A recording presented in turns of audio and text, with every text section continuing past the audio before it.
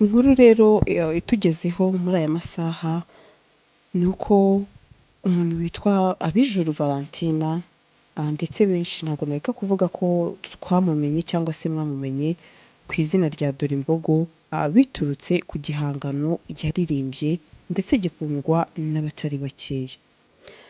Amasaha ya nimugoroba ku isaha y'isaa 12:45 nibwo muri Kigali amakuru mabi, inkuru mbi cyane ndetse y'incamugongo yagiye isakara, benshi bati Vava arapfuye, Vava arapfuye, Vava arapfuye, yaba amaze gutaha.